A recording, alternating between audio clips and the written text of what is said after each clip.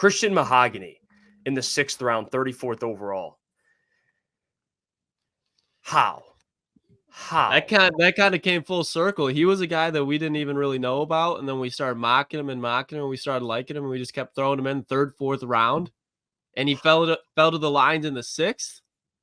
I don't know. I mean, Booner, this guy could easily be your starter at guard post Kevin Zeitler. Yeah, a year in a year. Upside. He's in. I mean, what'd you make of the draft pick? It's an absolute steal. I think Brad was shocked that he fell to the 6th round too. We kept doing the mock drafts, and he was sitting there in the 4th round, and we kept going between him and Mason McCormick. Those were like our two guys, and if Cooper Beebe was there, we would take him too. But those 3 guys were like, if they would somehow, some way you can get them, and I don't think any of us thought we were going to be able to snag Christian Mahogany in the 6th round, which was absolutely shocking. And like, it's the same thing with Manu. It's just adding depth to the offensive line. Like, your offensive line is your bread and butter. That is your team. It starts there, and that's going to be like that for the next 5, 6, 7 years. So it's not like the funnest of picks to where you're getting a weapon or but it's like a needed pick that Brad Holmes made, and you have Kevin Zeitler on a 1-year deal. Someone's going to need to take over, whether Colby's going to be the one next year or if it's going to be Christian Mahogany. One of those guys are going to take over now as well. Like, you're getting a battle there on that backup. Like, Colby's going to have to, if he wants to play and if he's going to want to be that dude, he's going to have to step up and start, getting it together, or Mahogany's going to take that spot and he's going to be the one that steps up. I think he ends up getting that job though in a year. Once Zeitler's out, I think he gets that job. I think at least he has the potential to. Did you guys hear what Brad said about him when they was talking about him in the press conference? He's got that. He's got a little dirt bag in him. What do you think that even means? He just plays mean. Dog, angry. Yeah. That's what they.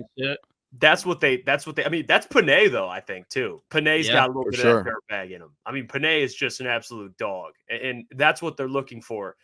That's what you want in offensive linemen. Like, they're going to war every snap. Like, you want these guys to just be pissed off, dirt bags, and I think that's a compliment. That's a hell of a compliment to give. And when they asked Mahogany about it, he goes, "I'm very honored he noticed that in my game." Like, he took that as an ultimate compliment, which he's right. I mean, dude's a dirtbag. I mean, go watch his tape. I mean, the guy he had a rushing TD, did the beer keg celly. Yeah, a legend. I mean, what are we doing here? It's a legend. The beer keg celly. I listen.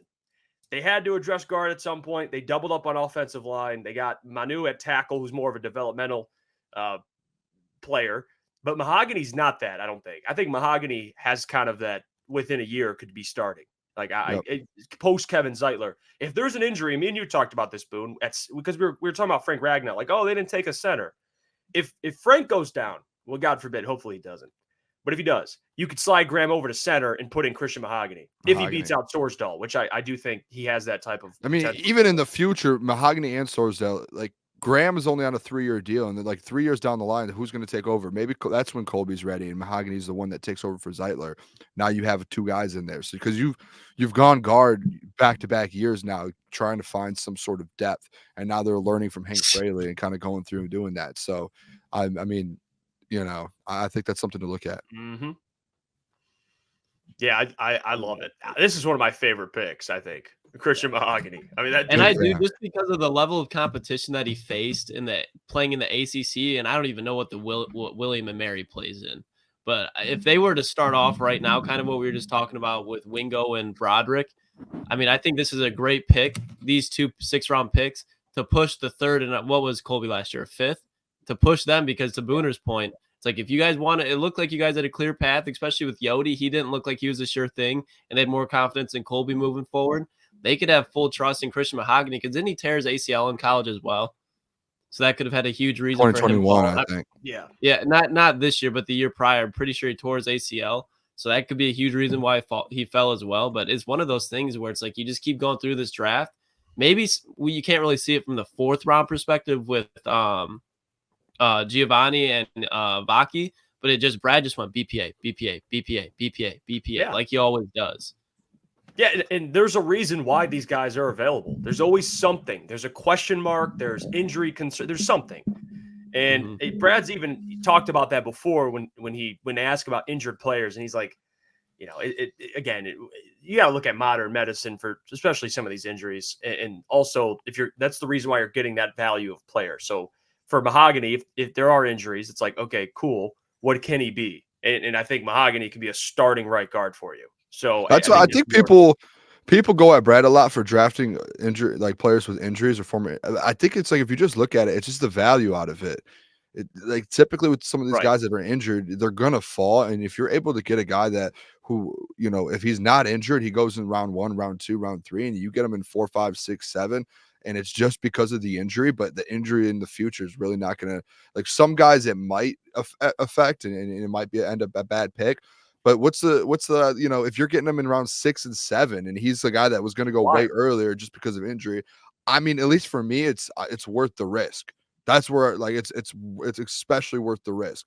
And that's exactly what, like, Mahogany, it's worth that risk to take. I don't care if he was injured or what. Like, even with Rakestraw, like, he was a projected, I think he was projected to go in the 30s, and he drops to the 60s, and he had some injury concerns this last year and the year before. So like, at that point, who cares? It's you're getting a guy at such good value that if he ends up being good outside of that injury, you just got a guy that was supposed to go 2 or 3 rounds before you, that you even had a chance, and you got him down in the late rounds. So I don't even think at this point, there's just people who get mad about it or always just love to bring it up. Doesn't even matter at that point.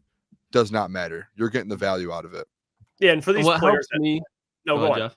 No, go on. Just real quick, what helps me sleep is when I look at who the Lions got in the 6th round, and I look, the Packers, probably the second best team in the division, at least right now, how it stands.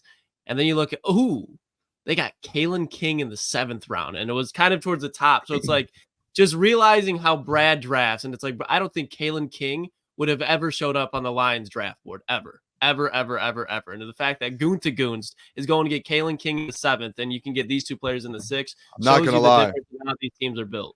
Kalen King in the 7th, I think, is decent. I'm just gonna throw that out there. I think that's like a 7th round draft pick, getting Kalen King.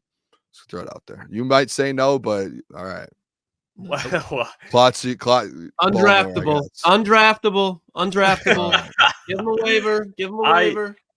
Well, the whole thing about late round draft picks, and to Adam's point, like, I think as Lions fans, we're used to Brad Holmes just finding absolute studs late in the draft. So now there's a microscope on every late draft pick he has, just because we know what he typically does. But in reality, past like the 4th round, these are all, you're swinging. You're grabbing players, you're swinging for the fences. And that's what Manu, I believe, kind of was, Vaki and these guys that have upside to contribute in many different ways. Like, and I think with having Brad as a GM, we're like expecting these guys to be a certain level of a caliber player. And I think that just comes with how good of a GM Brad Holmes and with his ability to identify talent. You know what I mean? Like, he's kind of spoiled Lions fans now to where we kind of expect all these late picks just to be absolute dogs. Which would happen, but it's not usually the case with most GMs, except for really Brad and a couple other ones in the NFL.